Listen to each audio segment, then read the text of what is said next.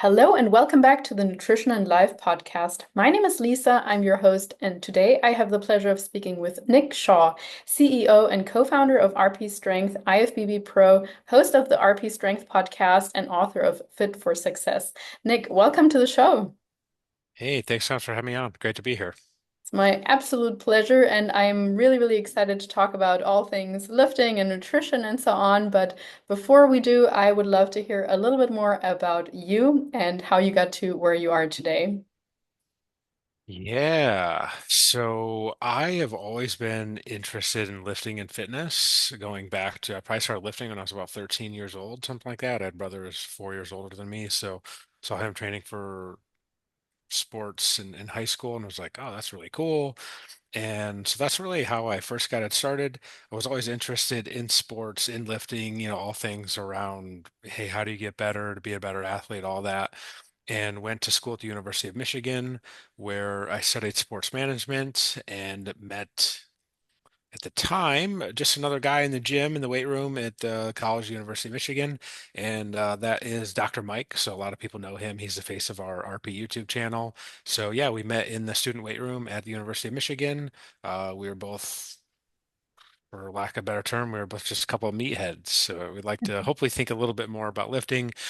He was an early mentor for me, and because he was a few years ahead of me in school and had maybe a little bit more thought and structure around lifting, and I just loved lifting, and so he got me competing in powerlifting and did first ever show in bodybuilding way back in 2008, I believe, and he coached me through that. And I just kind of knew that that was something that I wanted to do. We both were personal trainers for a while in New York after graduating from college, and that was technically the start of RP because we were both working together, and then he left to go back to school to get his PhD in exercise science, sports physiology, actually, and we were sort of just referring people back and forth to one another because he was working with people online, I was training people in person, and we thought, well, why don't we actually just start one business together? And that was actually the official formation of, at the time, Renaissance periodization.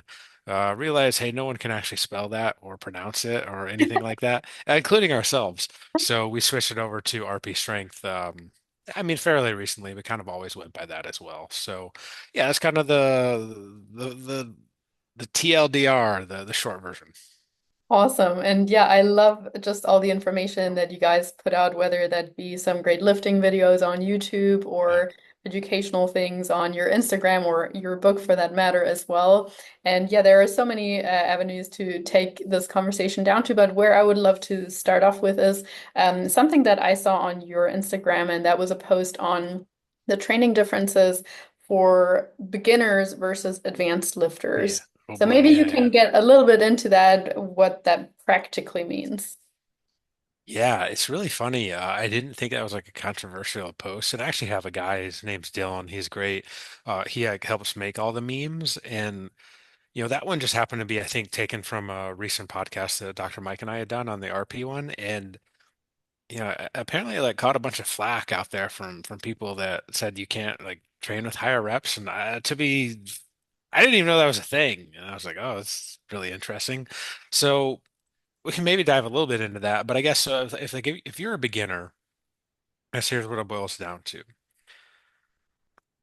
In our opinion, it's probably best to start with like the basic compound lifts, squat, deadlift, presses, rows, lunges, things like that. And it maybe seems slightly counterintuitive at first because you're like, well, why wouldn't you just want to use machines if you're a beginner? And like you can, I'm not, just speaking on averages, right? Like you totally can use machines. It's not like set in stone one way or the other.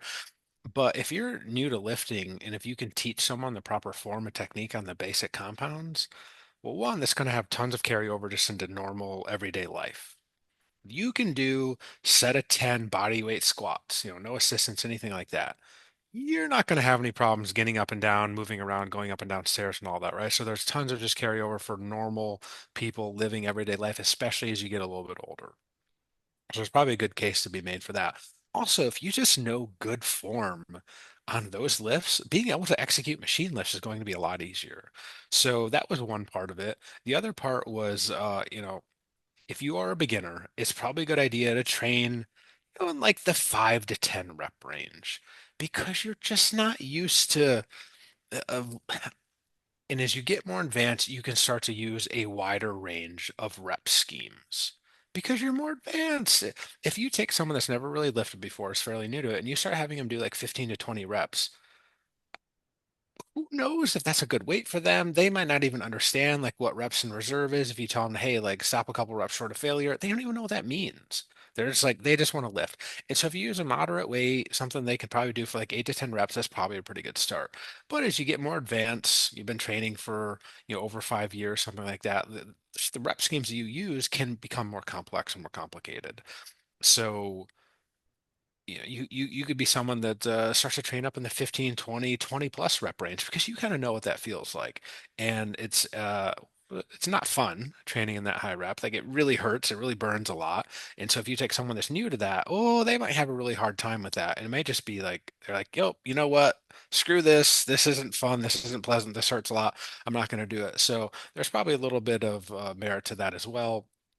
And then I believe the other one was if you are newer to training, you probably want to stay not super close to failure because you can get tons of gains, you can get tons of stimulus and effect from just kind of training whatever, especially as you're new.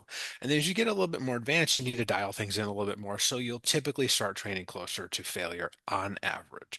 Again, these are all speaking on averages here, and that's kind of the general gist of it, I would say. Does that kind of make sense? Absolutely. And I personally really liked the post. At first, like I looked at it, I was like, why 5 to 10 Sure. reps for a beginner? But then, especially now that you're explaining it, it makes perfect sense. And I think the tricky part with the higher rep range is staying focused and keeping that good form. Like I think as you get, 15 100%. and beyond, it's like, are we done yet type of thing. Yes. And a Yes. beginner is just gonna try to rush through that. So it does really take an advanced or at least intermediate mindset.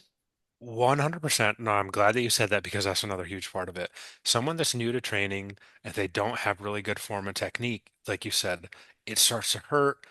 They're just trying to do whatever they can to like get through the rep. Form might break down, maybe slightly more chance to get injured, because you don't have good form and technique. Super valid points. Whereas someone more advanced can keep that form dialed in the whole time, even when it really starts to hurt.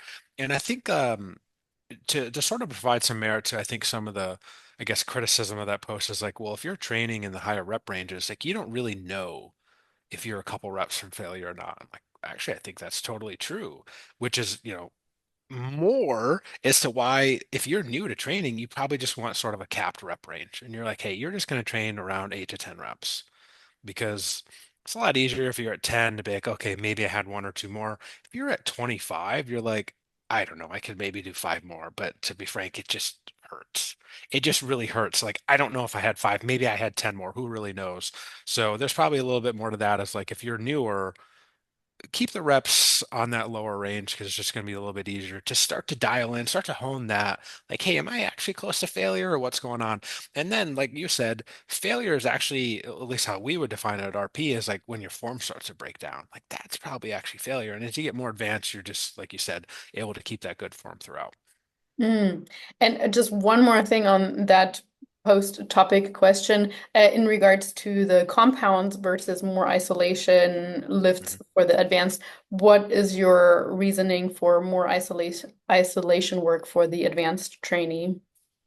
Yeah, yeah, yeah. So there's a concept. I don't know if I think Dr. Mike was sort of the one that kind of coined this stimulus to fatigue ratio. So if you're newer to lifting, you can do compound lifts, squats and deadlifts and all that. And you just don't typically tend to accumulate as much fatigue. And so maybe a good way to think about this fatigue is if you've been someone that's training for a really long time, you're bigger, you're stronger, the amount of weight that you have to use is higher. And so if you do like a really hard set of 10 on the deadlift, like let's say you're a muscular man, 200 pounds plus, something like that, then it takes a toll on you.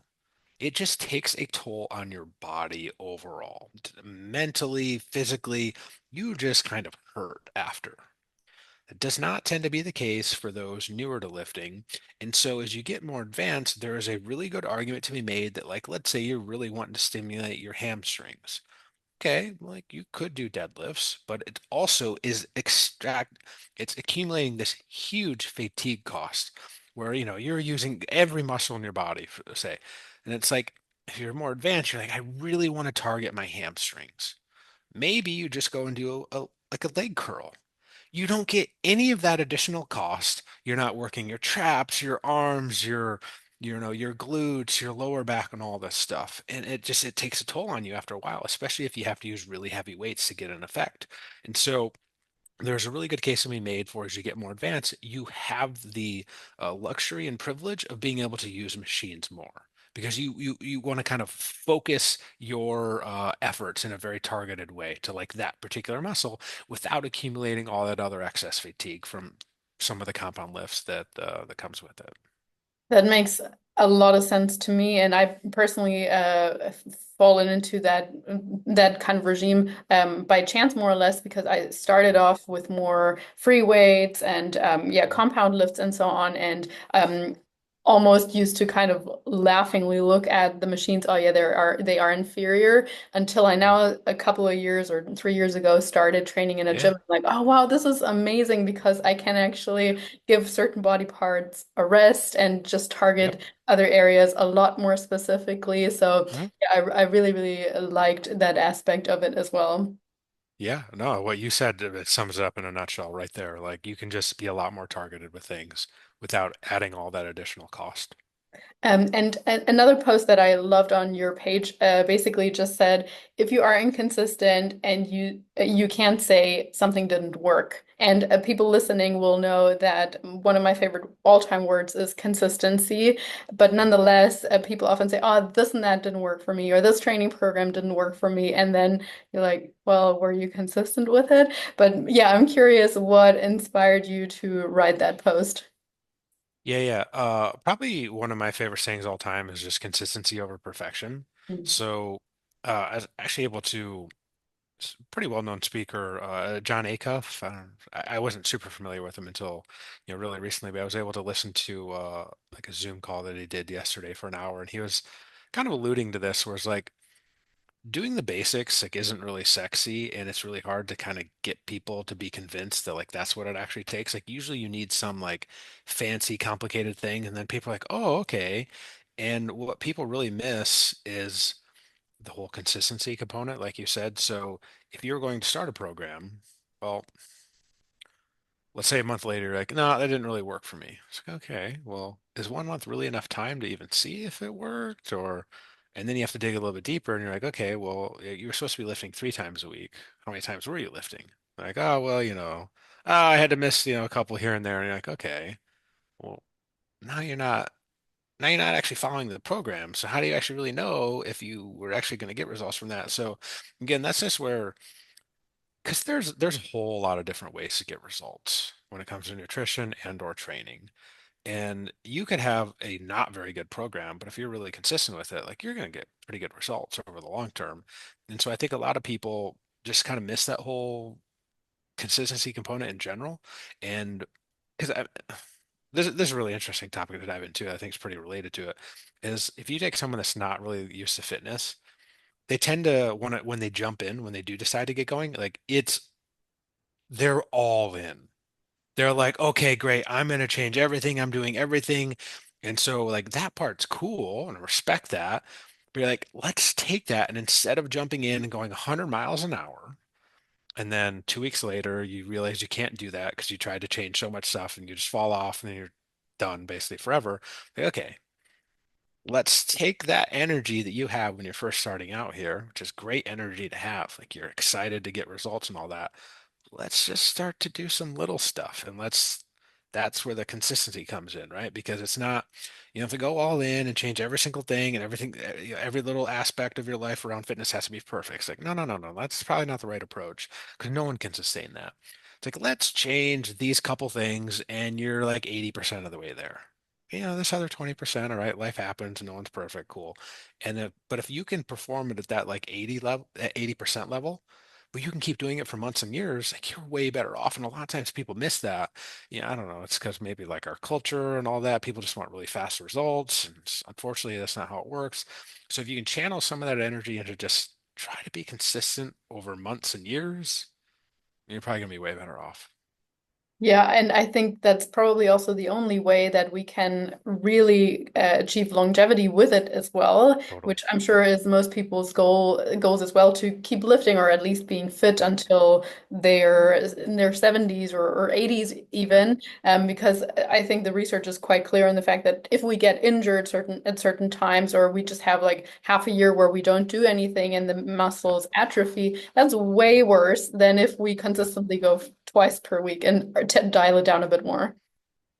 100%. Hopefully people are getting into this for, well, one, and it's okay to look better, but also just generally, if you look better, you're going to have better health as well, and it all kind of ties together. And I've actually, unfortunately, seen this a little bit, with some family members, as they've never really been into fitness, and as they just get up there in age, like, get into the hospital, and then you kind of get bedridden for a little bit, and it's really tough to come back for that. So it's always for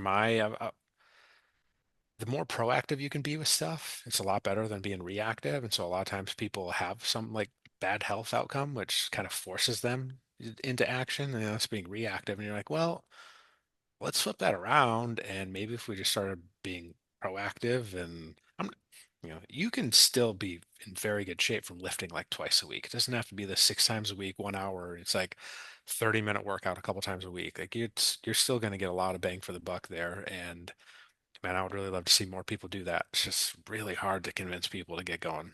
Mm, for sure. And I think to your point of the boring things sometimes being Yeah. underestimated, you made a point or you made a post about the core benefits of maintenance. And I think that really plays into exactly what we're saying with just being consistent with certain things.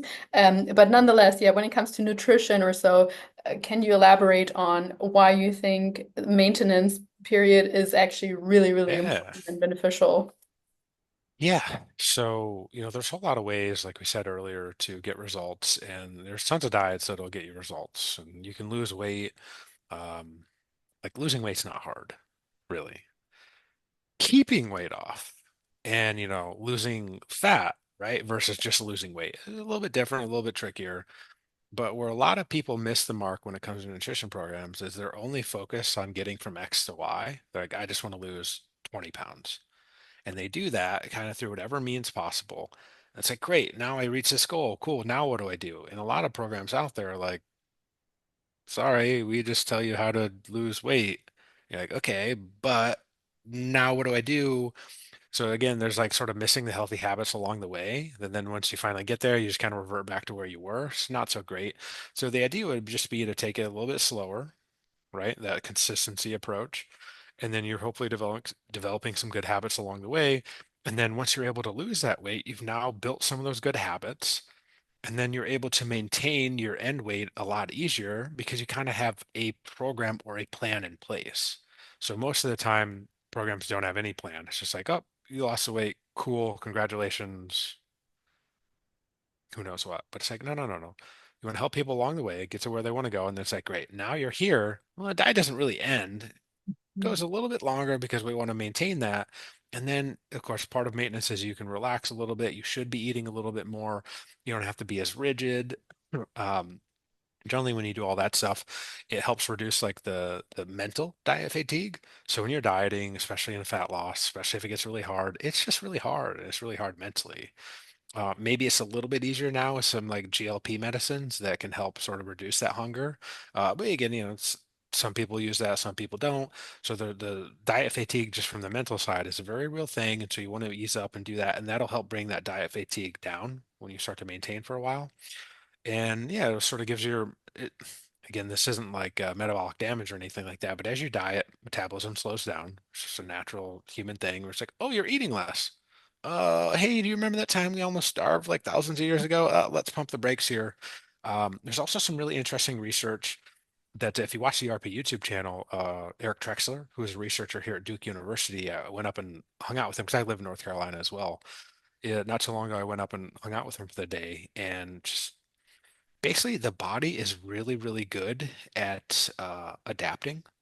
And so if you're like, hey, I want to lose weight, I'm going to like go super crazy and start doing like 20, 25,000 steps a day. Okay, well, it's a strategy to get there, may not be the best one. but your body becomes more efficient as you get more and more used to doing those steps. And so you end up burning fewer and fewer calories along the way because your body's just like, oh, this is what we're doing now. Great. We're going to optimize. We're just become really good at it, really efficient. And so there's just a whole lot of things that start to kick in as you lose weight. And so like once you get there, you kind of have to slowly reverse out of those a little bit. And whether you want to like really ease back or if you just want to kind of add in a good amount of food right away, I don't think there's really a right or wrong way to do that. A little bit of that's personal preference, but at the end of the day, you want to give your body and mind a little bit of a rest after losing weight. And then you use those healthy habits to keep going. Maybe you can add in some fun foods or something like that every now and again. That's kind of the general idea of maintenance after you reach your goal weight. I love that, and I think it really is the most underrated time where people Yeah, can benefit from a coach still, because oftentimes yeah, absolutely. you're, oh, we're done with the reverse diet. Okay, cool. See you later. I don't need a coach anymore. Like, oh, when do you usually fall off track? That's normally Yeah, exactly the time where you yo-yo, or you suddenly gain a bunch of weight, or you want to yeah, over restrict again or so. So I actually think that having a coach for maintenance, and not just for a month, but like for half a year, whatever, yeah. can be really, really beneficial for people. 100%. So I used to coach a lot of people. I don't really coach a whole lot of people anymore. But that was always one of the biggest things that I had trouble with because people are paying you for results at the end of the day, and so you're like, well, I want to help them lose weight. And so it took me a while to realize that if you can help them get there, but then if you can maintain after, and again, like part of this is you having to, I don't want to say convince, maybe that's not the right word, but really it is. You're trying to convince them of like, I can get you these results, but if you actually stick around for a couple months after and we can work on the maintenance part together, like now you are understanding what it takes to maintain that. You're able to keep up those habits. You're able to ask any and all these questions. And there's just the added accountability when you work with a coach. So a lot of people pay for that because they want to lose the weight and they want that accountability. They know they have to report to somebody. Well, why not continue to do that under maintenance for a while? So I'm 100% with you. I think that's a great idea. Like if you're working with a coach, like don't necessarily stop right after you reach your goal after 3 months. It's like add on a little bit, whether it's 1 month, 2 months, 3 months. I'm with you. If people want to do it for 3 to 6 months, I think that's awesome. Cost can, obviously be a factor, but that's actually part of the reason why I like at RP. So we have some coaches.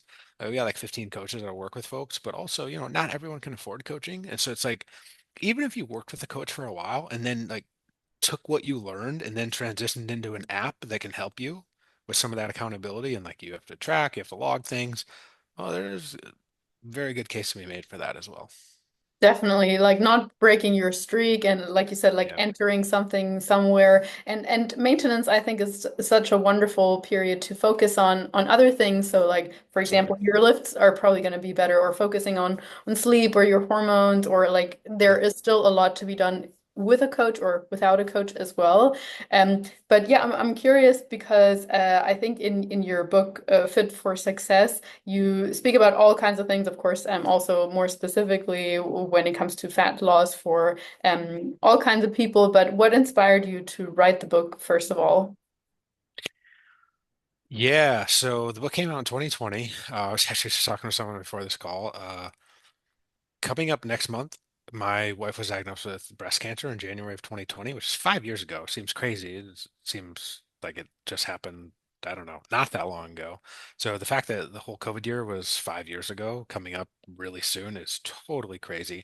And like my wife's 99.99% back to normal and all that.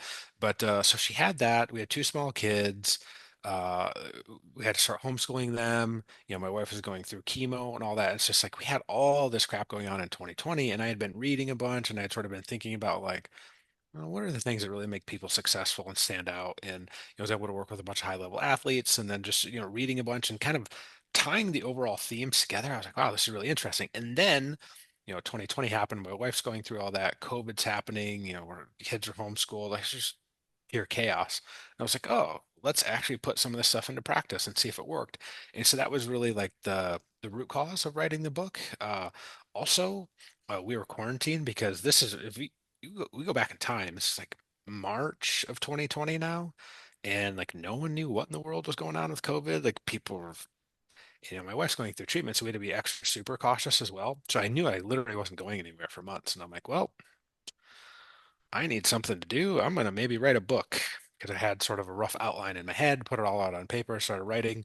So yeah, it was sort of like a personal project as well that, gave me, something to do during all that. So that was really the core root cause of why I wrote the book. And the goal was to get it out before the end of 2020, and it came out November of 2020. Amazing. Well, super cool. I mean, congratulations. First of all, it's always a huge achievement, I can imagine, to, well, complete any task that we set ourselves out to do, but a book Yeah. more importantly. And with your work with high-level athletes and with observing them and so on, what's some of the common traits that you have seen amongst that trait of people or that kind of people? Yeah, yeah. So there's two that stand out to me. One is just the sheer amount of work that they put in. I don't think people necessarily realize that. Like you can put in a lot of work and get to like being good. And then it takes a lot more to get to great. And then it takes a whole heck of a lot more to reach that like upper echelon, top tier, 1% of your sport or even, zero point 0.1. So like for example, we work with some top weightlifters that, go on to compete at the Olympics and medal at the Olympics and whatnot. And, these people will train for like 3 to 4 hours a day, most days of the week, like usually 5 to 6 times a week. Like that's like 20 hours of training a week. And then you think about it, and it's like, well, they're also dialing in their nutrition and they're taking the right steps for recovery. It's like your life has to revolve around that. So just the sheer amount of work that people put in is outstanding, and I don't think people realize that. For example, CrossFit Games champions, same thing. They're training multiple times a day. They're training for, 4, sometimes 5 hours a day. I mean, their life really is dedicated to that. I don't think people necessarily realize that. They're just like, oh, they have really good genetics. And it's like, yes, not denying that. Genetics is a big part of it, but just the sheer amount of work that they have to put in to get to that top level of their respective sport is pretty mind-blowing. And then the second one is really interesting, and it comes around the idea of discipline. And sometimes I think people we have this, I guess, like false assumption of how the top athletes are the best in the world. Like it's say, oh, well, it's genetics, right? And it's like, well, they never have bad days, and they just love what they do. And you're like, okay, that's actually not true. They're human like anyone else. They have days where they feel beat up. They have where they don't want to go. They don't want to do it. And so the common theme was, and I asked this to numerous people, from some of the weightlifters, CrossFit Games champions, and they were just like, you know what? Yeah, there's totally those days, but here's what we do. We just kind of show up and just kind of get started. And then they get started, and like, you know how it is. Maybe you start warming up, you're riding the bike, you're walking on the treadmill, the endorphins get flowing, you're like, oh, I start to feel a little bit better. And then you start warming up, you start to feel even better. And then lo and behold, you knocked that workout out, you knocked out your training session. Like you got in what needed to get done. And it's just that like one little simple step, like just the next step. They're not thinking of like the next workout and what needs to happen weeks and months. It's just like, no, no, no. You're gonna have bad days. It's just go, just get started, see what happens. And yeah, like they all said that. And I was like, wow, that's really interesting. So it's like the best people in the world have bad days too. In fact, they probably have lots of them, but sometimes they just go and they get what needs to be done regardless of how they feel. And so a lot of times people, sort of be dictated by their feelings. They're like, oh, well, I don't feel like doing it. So, well, if your goal is to be one of the best, you kind of can't pay that much attention to your feelings, like to a certain extent. I know, yeah, it depends, of course, but top people and the champions, they're just disciplined and they do what it takes. I think that's a really great takeaway for anyone listening, whether they have Yeah. high aspirations or low, just to focus on the immediate step in front of you and to show up. I have had clients with whom, kind of like according to the Atomic Habits book as well, they just struggle to get into a routine with the gym. We literally Yeah. initially just said, just drive there. I don't even care if you go in. They're like, for this Yeah. week, your goal is just to drive there. You can turn around. I don't care. And then the next week, perhaps 5 minutes of stretching or walking on the treadmill. I Yeah. don't care, but like establishing that I'm gonna show up no matter what. Yeah. It's a great point. It's just establishing that little bit of routine and consistency around, oh, this wasn't too bad. Oh, I thought it was a 20-minute drive to my gym. Oh, turns out it's only, 10. That's a lot easier. I mean, even with something like that, it's like, well, you don't even have to go to the gym. You just go for a little walk. I mean, because again, we were talking about COVID earlier. I mean, there used to be a thing where we were telling people like you don't even need to have fancy weights. Like throw a backpack on, do some body weight squats, like do some burpees, like just do something. And you do something, you're probably going to feel a lot better. And then typically what happens, you start to feel better about yourself. You're like, oh, again, it creates some positive momentum, and you're like, oh, well, I kind of like that. Well, I might do it again. And just, yeah, the consistency element of it, of just doing a little bit, just trying to show up and just get something done usually leads to some pretty positive results. And I think in terms of like habit creation, I mean, we've given people some tips there when it comes to training. Is there something, let's say someone listening might say, I have attempted to lose weight, to do a diet, etc., so many times on my own. What can I do in this new year to make it different aside from working with a coach? What would be something that, like, parallel to what we just said about training, that someone could take action on when it comes to nutrition? Yeah, I think it's just trying to find something that you like doing. Mm. Like for some people, it might be, they're scared of the thought of going to the gym, right? Especially on the female side, tends to be more common. They're like, well, I don't want to go to the gym, right? It's kind of scary. There's a lot of like big sweaty guys in there, and like it's totally true. Uh, so maybe you start with just going and like walking on the treadmill, and then you just kind of look around. You just sort of get used to it. You see some people, maybe people smile, say hi, and you're like, oh, this isn't so bad. And then, maybe you can start with some machines. I know that seems slightly counterintuitive to what we said earlier, but it's like just find something that you like. Maybe it's even going to a class. Maybe it's going to like a boot camp class where like hopefully there's some element of weightlifting in there. Maybe it's something like CrossFit, which combines cardio and lifting. Just try to find something that you like doing. And it's probably going to make it a lot easier on you. I would say another thing is to try to find some like-minded people, Mm. and sometimes it's really hard to do with people like locally in person. Yeah, I've been asked that question a number of times. I'm like, well, it's kind of why we have like social media. That's why it exists. Like you can go find a group of people that like just about anything nowadays. Hop in their circle, see what these people are saying, what they're doing, what they're talking about, and you're going to hear people just like yourself talking about victories, talking about their you know failures, all that stuff. Like it's probably just good to be around positive, supportive people that are interested in things that you like as well.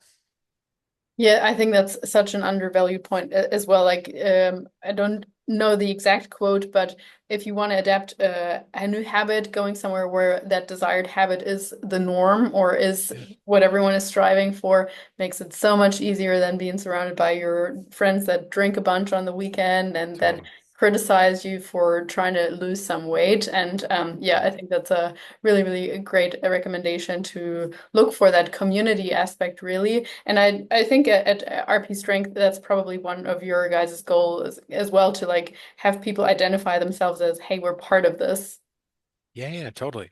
And that's why we've got like a huge Facebook group where people can go in, they can talk about, really anything diet and training related. They can talk about recipes, they can talk about, yeah, their wins, their losses, their anything. And it's like, well, you start to see that stuff every day. And how social media is, it'll recognize what you start to look at and it'll start to show you more of that.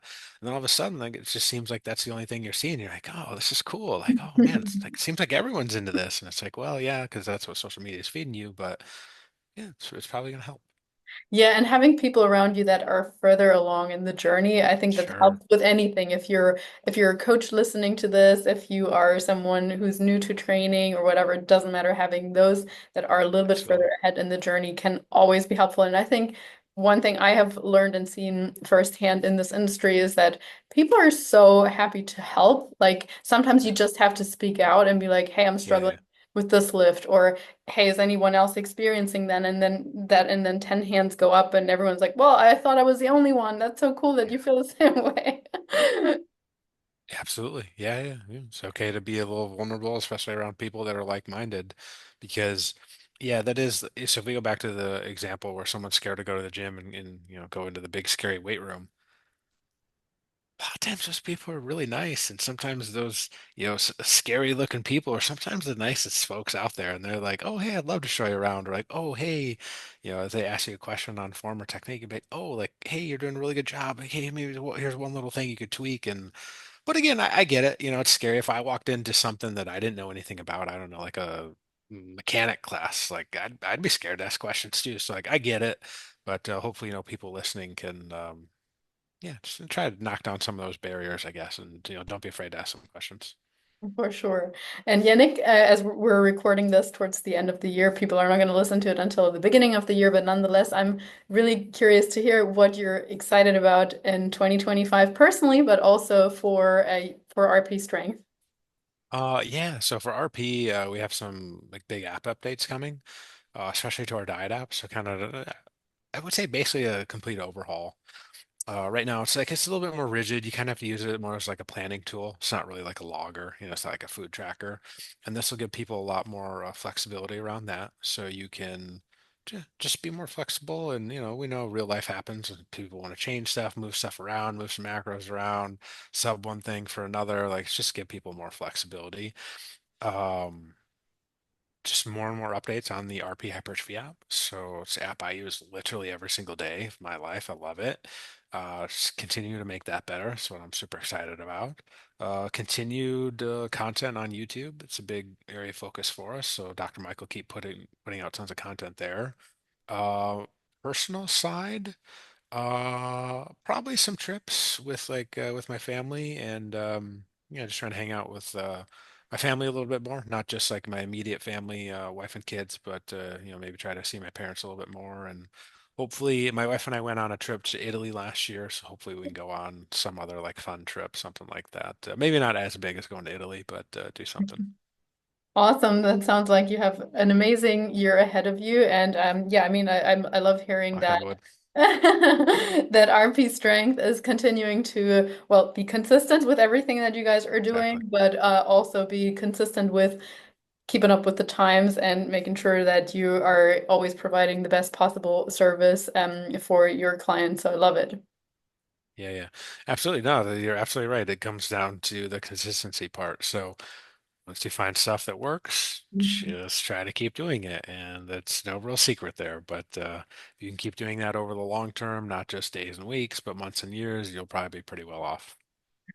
I think that's a really great place to leave people with, in the sense of consistency being the main motto. And Nick, thank you so much for your time. It's been a pleasure speaking with you. I will make sure to link everything in the show notes, your Awesome. Instagram handle, but of course also everything RP Strengths related and your book, of course, also. So thank you so much for your time. Great. Thanks for having me on.